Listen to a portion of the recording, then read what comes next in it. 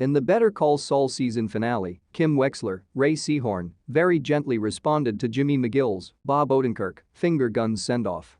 The conclusion of Better Call Saul season 6 marks the end of the show after 6 seasons spread over 7 years.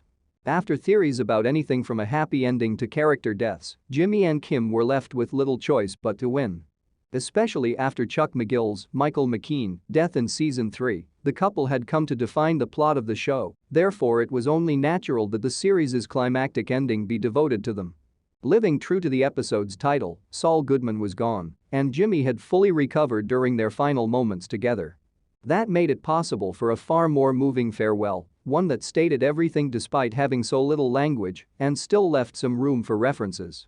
They were smoking cigarettes while leaning against a wall, which was a reference to the first episode of season 1 of Better Call Saul. Jimmy also pointed finger guns at Kim as she left the prison, and perhaps his life. That was obviously a reference to the finale of season 5 of Better Call Saul, in which Kim's finger guns were a hint that she was going bad and making poor decisions that would land her a job at a sprinkler business in Florida.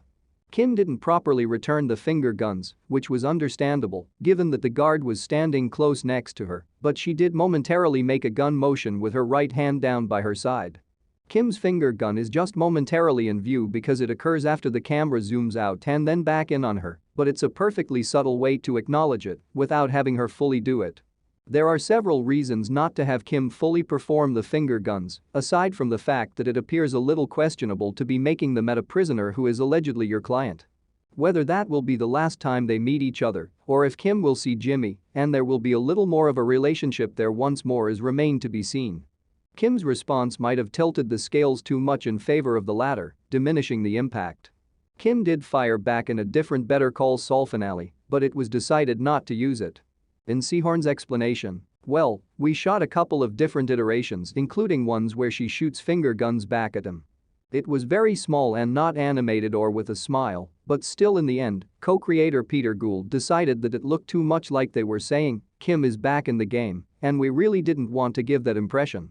The subtle finger-pointing Kim does in the Better Call Saul season finale is more appropriate for the ambiguity of the conclusion than more overtly doing it. It provides the tiniest hint of the old Kim, the fleeting indication that she is still alive. It's crucial that it doesn't go too far because she can't go back to that person, but in this instance, it demonstrates that she still has a special side reserved just for Jimmy. Whether or not she ever sees Jimmy again, Kim is able to come to a sense of closure and even happiness of a bittersweet kind, which is what the series finale of Better Call Saul really drives home in its last moments.